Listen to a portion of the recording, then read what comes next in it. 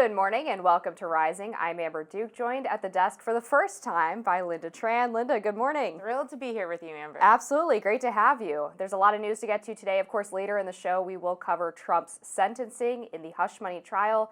But in the meantime, the California wildfires continue to rage. They've spread rapidly and uncontrollably, claiming the lives of at least 10 people and forcing 180,000 people from their homes. Parts of Los Angeles are completely decimated. Thousands of homes and businesses have been reduced to ashes. The Palisades fire has engulfed over 17,000 acres, making it the most destructive in LA history. At least 5 fires are burning an area spanning 45 square acres. The flames sparked by dry conditions and powerful winds. As of this morning, nearly 500,000 customers in LA County are without power. And Daily Caller News Foundation reporter Hailey Gomez has been on the ground covering the fires. Joining us now to give us a glimpse of what she's seen is Hailey herself. Welcome, Hailey. Hi, so nice to be here. Why don't you start off, Hailey, by just giving us a setting of the scene. You've been on the ground the past couple of days producing photographs and videos of really the terror that has been grasping Los Angeles. What are some of the things that have stuck out to you as you've been watching these fires? Yeah, so everything kind of broke out Tuesday. Palisades obviously was in the morning, and by evening around 6:30 p.m., that's what they're estimating right now, it sparked up in Eaton Canyon, which is where I'm from, the Altadena area.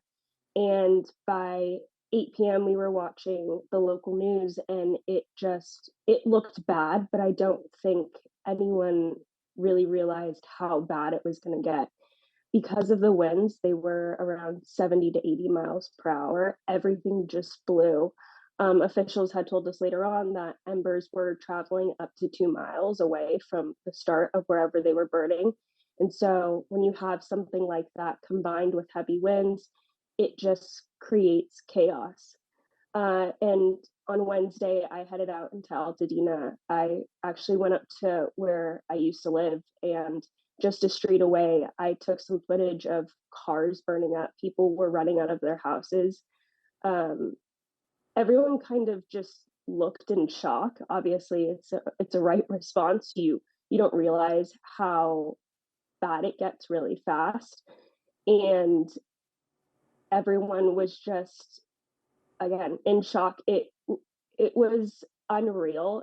The last few days have been really surreal for everyone around here, whether you're a resident of the area or you're just a local Californian, because these places so well. On Palisades, there's just so many known places that are filmed, photographed, and you go visit for a day.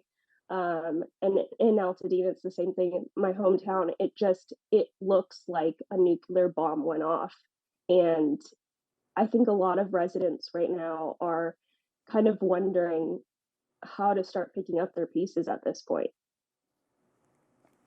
Yeah, it's pretty incredible footage that we've been seeing here. And Hailey, understanding that a lot of folks have been calling this quote unquote unprecedented, could you give us a sense as a longtime resident how this compares to other experiences that you and your neighbors have had previously in terms of wildfires?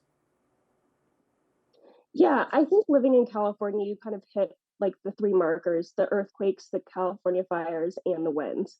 We are always told, seasonally, the fires during the summer, winds are usually around this time. And so you know in your head that it's going to get bad at certain points, but this was just the fire with the winds is really what kind of set everything off.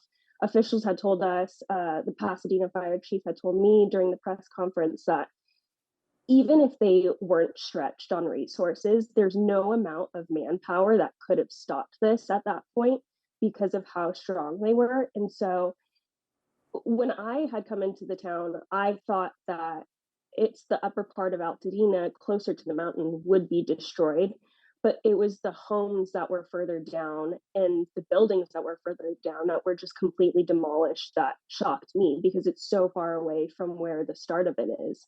And so I think that's really the part that kind of is hitting a lot of residents, and it just took out entire, you know, streets of stuff. And it looks like there's so much character that's lost at this point. The houses, families have been there for years, building their lives and building their homes and fixing things and building up their communities. And so I think that's the part that is kind of everyone's kind of grappling with at this point.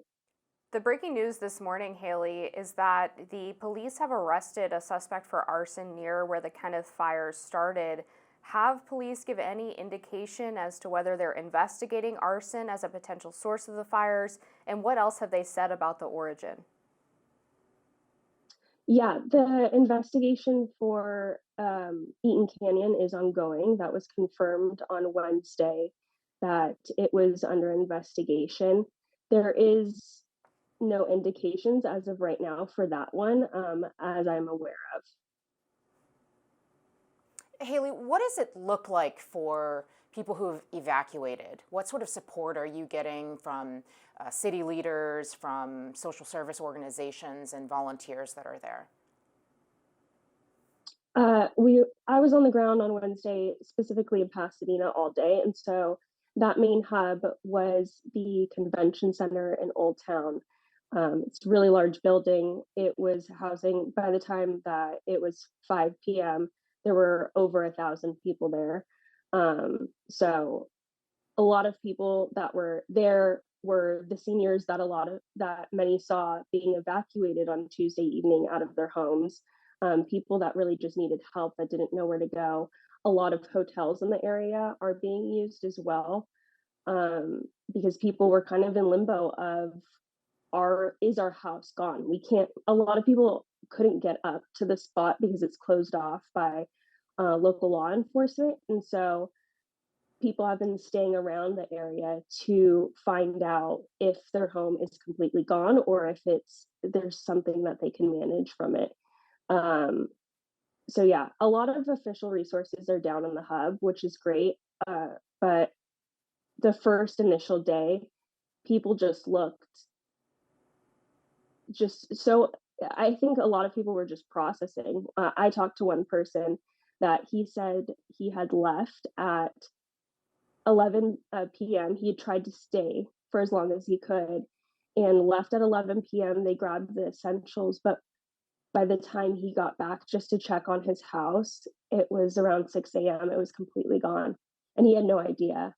And so he came back to just find his entire house, his entire life gone.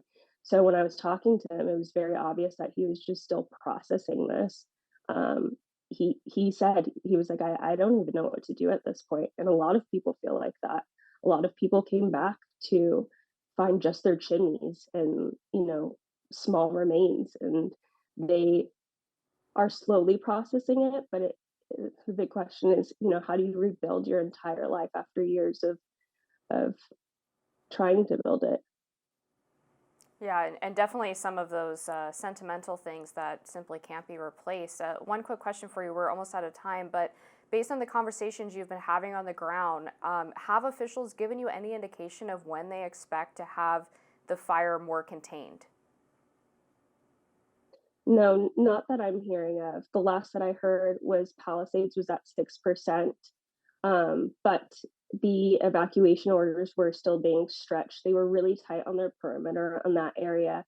I'm supposed to be going back to Altadena today to see what that's looking like. So yeah, there's no time limit on this. With the winds being down, it's hopeful. That's what they said on Wednesday for Pasadena. With no winds, it's hopeful that they can get this contained hopefully by Sunday or the end of the week. But that's what they were estimating. Okay, well, thank you so much, Hailey, for your reporting. Please stay safe out there. We really appreciate you joining us on Rising. Thank you so much. All right, we have a lot more to cover on Rising today. Please stick around. We'll be back right after this.